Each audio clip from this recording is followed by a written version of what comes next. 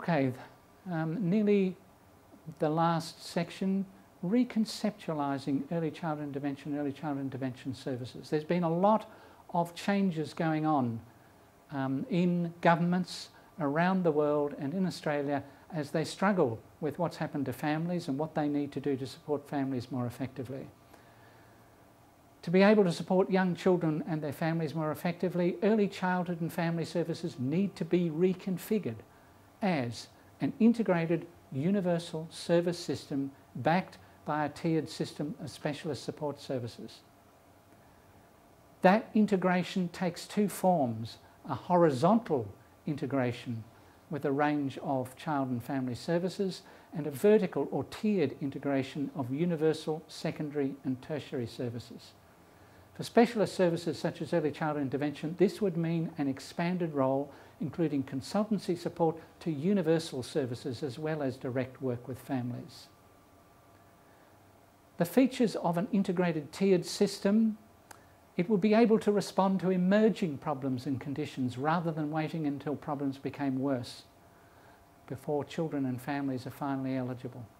It focuses on targeting problems as they emerge through the secondary and tertiary layers rather than treating people as risk categories, therefore avoiding unnecessary stigmatisation.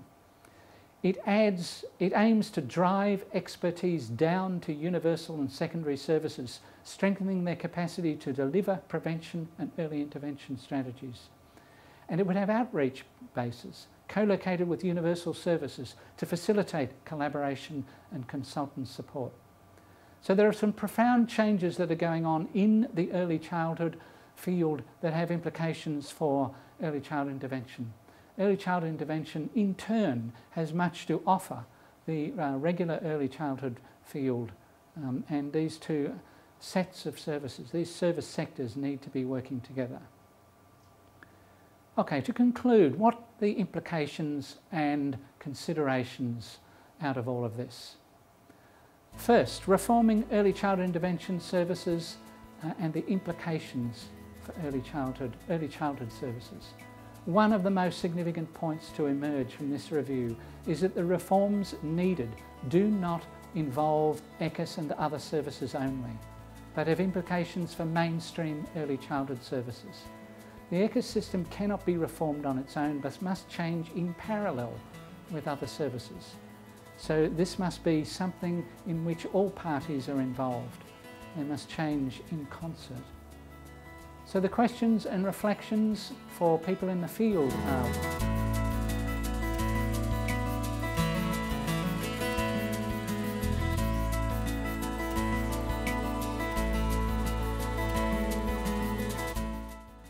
addressing service fragmentation. Some rationalisation of services and service systems seems called for. There are a number of ways in which we could do it, and they address all the different forms of fragmentation that we looked at before.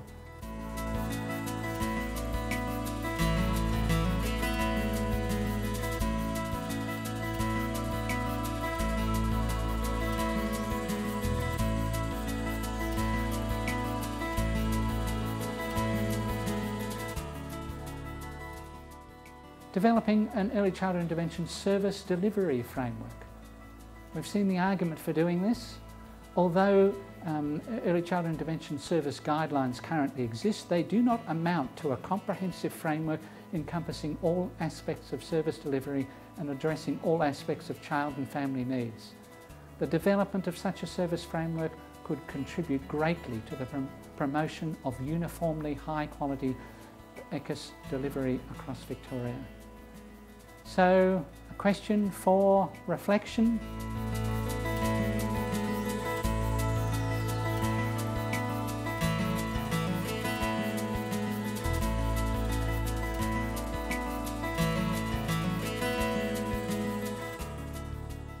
Okay, next is the adoption of evidence-based practices. There is a gap that is evidence between evidence and practice.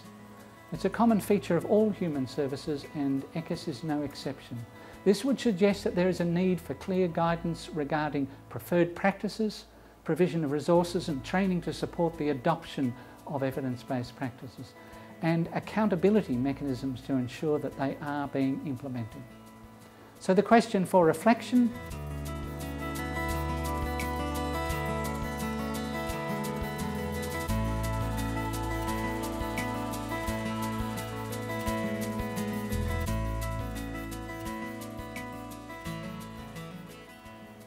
next, adoption of an outcomes-based approach. The review has indicated that an outcomes-based approach in planning, delivering and evaluating services is an essential feature of best practice. Currently, most early childhood intervention services do not use this approach, although some use elements, such as parental evaluation of services received. More services would adopt an outcomes-based approach if provided with guidance on how to do so and resources tailored to early childhood intervention services. So questions for reflection.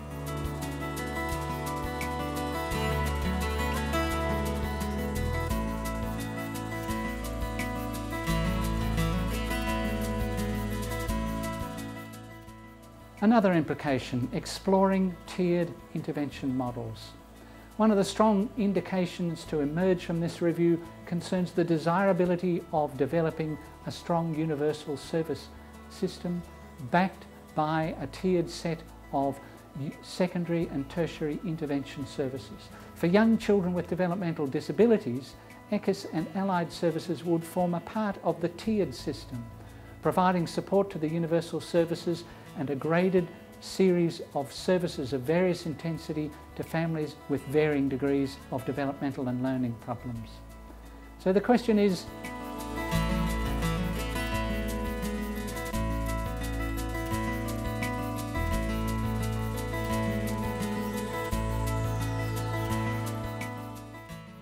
and then there's the issue of strengthening professional competencies. If the early childhood intervention and allied service system is to be restructured, then it is important that ECIS professionals should be part of a dedicated professional group large enough to provide collegiate support and ongoing professional development. So the questions here: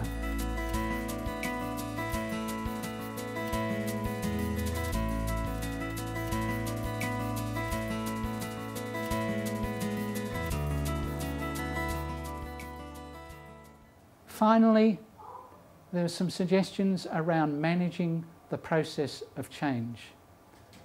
A staged process of change is indicated. None of the things that might be contemplated are going to be easily introduced immediately. Some of them will definitely need to be phased in. Providing supports and resources during the period of change will greatly increase the likelihood of the process going smoothly and the new arrangements and approaches being adopted by early childhood intervention and early childhood sectors. Developing a comprehensive communication strategy regarding the reasons for change and the change process itself would seem to be called for. People need to understand why it's happening and what is happening. Monitoring and evaluating the impact of changes is also critical. Whenever you introduce changes, there will be unintended consequences, and you have to be on the watch out for those to make sure that they're not negative. And finally, preserving and building on the strengths of the early childhood intervention service sector is essential. There is a lot of skill and experience out there, and whatever changes are made, we must take care to avoid jeopardising that.